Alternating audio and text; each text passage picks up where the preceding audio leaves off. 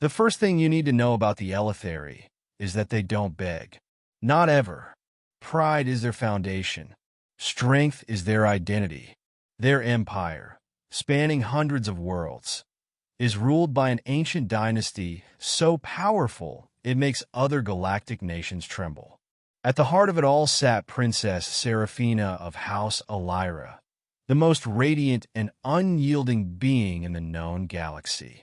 For years, warriors, nobles, and geniuses of every species bowed before her, offering loyalty, riches, and power to win her favor. And for years, she turned them all away. Until me. My name is Jason Ford, and I'm not a hero.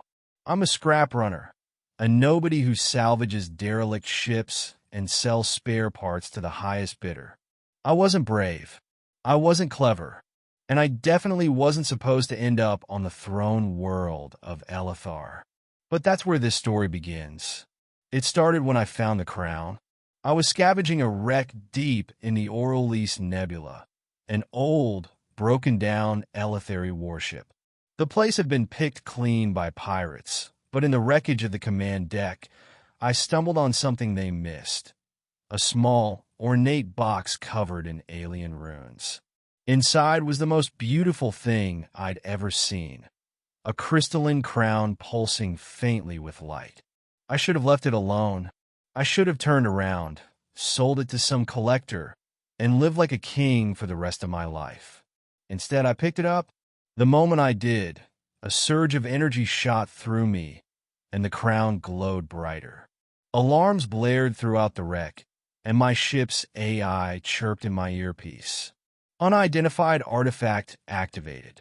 Incoming Elithari signature detected. Oh!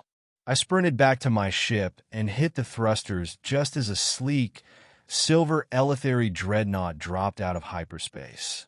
I should have been vaporized on the spot, but instead they caught me with a tractor beam and hauled me into their hangar. I was about to meet royalty, and I was not prepared. The throne room of Elithar was straight out of a fairy tale, vast and glowing, its walls made of radiant crystal that hummed with energy. Rows of nobles and warriors lined the chamber, their glowing armor reflecting in the polished floors. And at the center, seated on a throne of living light, was Seraphina. She was stunning, tall and regal. Her skin shimmered like molten silver. Her eyes glowed violet, cold and sharp, and her flowing hair moved like strands of starlight. She regarded me with a mix of curiosity and contempt as I was dragged before her. "You dare enter Elithari space and steal from my people," her voice echoed, layered like a choir of stars. "I didn't steal anything," I protested. "I found it. It was abandoned." Her eyes narrowed. "The crown of Elar is no trinket. Only those worthy may touch it.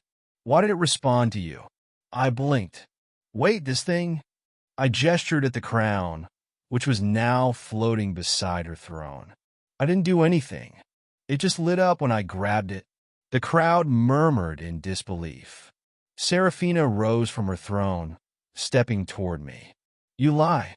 No human could ever be chosen." "Chosen for what?" I asked. Her gaze bore into mine. "The bond."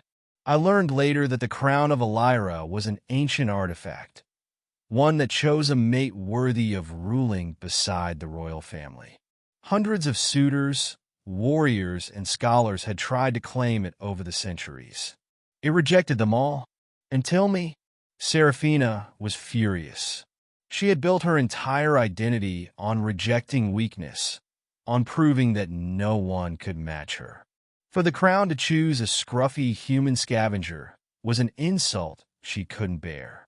So, naturally, she challenged me to a duel. The Elithari dueling grounds were surrounded by walls of light and filled with spectators eager to see the arrogant human meet his end. Seraphina stood across from me, armed with a glowing halberd that crackled with energy. I had a stick. "Choose your weapon, human," she said, her voice dripping with disdain. I glanced at the glowing arsenal lined up beside me. Are those things supposed to not kill me? She smirked. You may run if you wish. Gee, thanks, I muttered. The duel began, and I ran.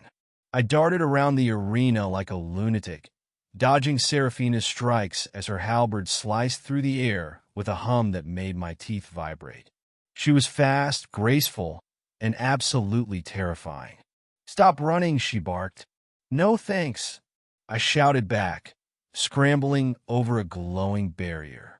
The crowd jeered, but I didn't care. I wasn't about to get turned into space confetti just to prove a point. Seraphina finally caught me, pinning me against the arena wall with the tip of her weapon. Yield? No. Her eyes widened. What? I grinned, even as I gasped for breath. I'm not yielding. You're just going to have to win fair and square.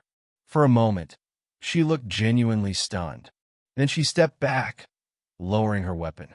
You are infuriating. Yeah, I get that a lot. That night, Seraphina summoned me to her private chambers. You should not have survived today, she said, studying me. You are not strong. You are not skilled. And yet I'm still here. I finished for her. She stared at me for a long moment, and then, to my shock, she said, Please. My heart skipped. Please what? Teach me, she whispered. Teach me how you do it. I blinked. How I do what? How you endure. How you face failure and humiliation and still refuse to yield. Her violet eyes were no longer cold. For the first time, I saw someone beneath the royal mask. A lonely girl who had spent her whole life proving herself to a world that demanded perfection. Okay, I said softly. But first, you're going to teach me how to hold one of those glow sticks without slicing my own head off. She actually smiled. Over the weeks that followed, Seraphina and I trained together. I taught her how to laugh at failure. She taught me how to fight with honor. Slowly, the walls between us fell. The day the crown floated back into my hands, glowing brighter than ever, Seraphina knelt before me, not as a princess, but as a person.